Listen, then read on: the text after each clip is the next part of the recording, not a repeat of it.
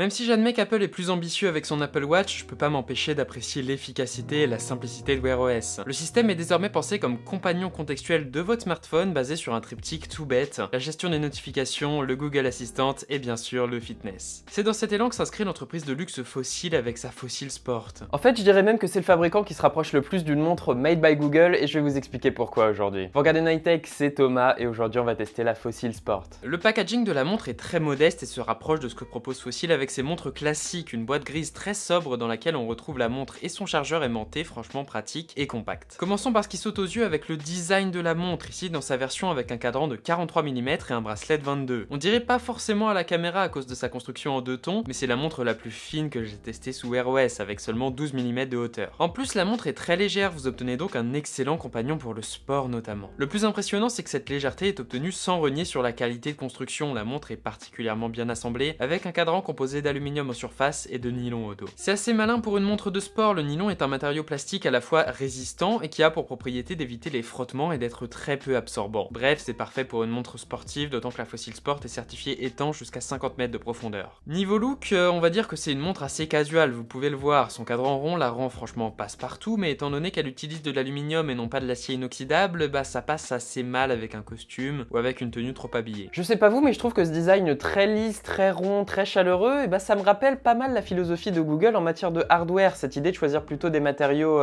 chaleureux et doux que industriels et froids. Et bah voilà, ça fait très Google, je sais que c'est très subjectif, mais ça me semblait intéressant. L'autre point intéressant en matière de construction, c'est que la Fossil Sport dispose de 2 boutons personnalisables et d'une couronne cliquable. C'est vraiment un gros point fort, cette couronne est utilisable dans toute l'interface de la montre et rend la navigation sur Wear OS très intuitive et fluide sans avoir besoin de mettre son doigt sur l'écran. C'est un absolu plaisir à utiliser en tout cas, et encore une fois cette praticité ça m'évoque un petit peu Google, et en plus ça évite de tâcher l'écran, c'est pratique. Parlons-en de l'écran justement. Sur ce modèle on retrouve un écran OLED rond de 1,3 pouces avec une très efficace résolution de 390 par 390 pixels. Niveau netteté, y a rien à dire et évidemment l'OLED permet de bénéficier d'un écran Always On sans consommer trop de batterie, c'est pratique. C'est un gros avantage pour les montres sous Wear OS, d'autant que Fossil a intégré de nombreux cadrans personnalisables assez élégants. La particularité de cet écran c'est sa luminosité, elle monte vraiment très haut pour une smartwatch, c'est assez appréciable. Chose rare, Fossil a même réussi à intégrer un capteur de luminosité ambiante, ce qui veut dire que la montre peut régler automatiquement sa luminosité. Ça paraît bête mais c'est assez rare sur les montres Wear OS. Et enfin, le détail qui a réussi à me convaincre, c'est que Fossil a intégré une fonction Sunlight Boost qui permet de booster assez franchement la luminosité de l'écran lors des situations où l'on est en plein soleil. Ça marche plutôt bien et ça permet d'utiliser la montre même lors des situations où une smartwatch standard serait illisible.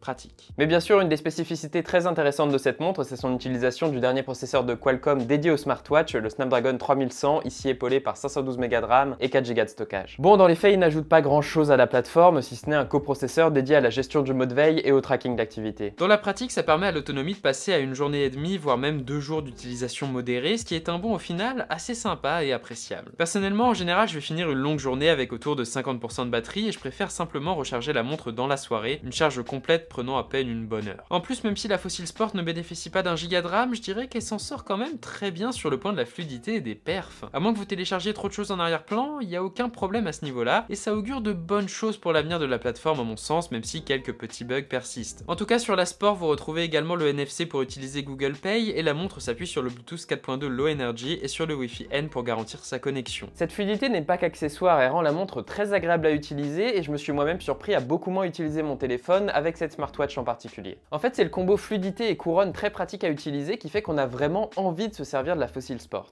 Du coup, je me suis surpris à utiliser plutôt ma montre pour checker mes notifications, pour interagir rapidement avec, pour checker la météo sur les nouveaux widgets nommés cartes de Wear OS, ou même pour demander des petits trucs au Google Assistant. Tout ça marche plutôt bien et c'est franchement sympa. Bon, c'est pas pour rien que cette montre s'appelle la Fossil Sport après, alors parlons un petit peu fitness. Personnellement, je suis plutôt branché running et effectivement, cette montre est très orientée sur ce sport. Le suivi GPS de la montre est irréprochable et elle fixe votre position en autour d'une petite minute en général. De plus, vous pouvez également transférer votre musique sur votre montre et donc aller courir en n'ayant que la Fossil Sport et des écouteurs Bluetooth. Encore une fois, c'est pratique, même si le transfert de musique est un petit peu galère sur Play Music. De la même façon, le capteur cardiaque de la montre donne des résultats en accord avec ce que propose la Garmin Fenix 5, il est donc franchement fiable. L'avantage d'une montre sous Wear OS, c'est qu'elle traque non seulement la séance de sport, mais également l'activité physique que vous faites dans la journée. Donc si vous additionnez tout ça, vous bénéficiez d'un suivi de fitness plutôt complet, d'autant que la montre prend des relevés de votre rythme cardiaque toutes les 20 minutes il me semble. Bref, pour conclure, je dois dire que j'ai été franchement impressionné par la Fossil Sport. Fossil a fait pas mal d'efforts au niveau du logiciel logiciel même, chose à laquelle je m'attendais pas venant d'un simple fabricant de montres, le tout en proposant du hardware au-delà de tout reproche. Bon, sauf peut-être pour les 512 Go de RAM, c'est vrai, mais passons. Toutes ces petites optimisations permettent d'avoir un parfait compagnon du quotidien, une montre fine, légère, élégante et qui permet d'avoir toujours accès à la bonne information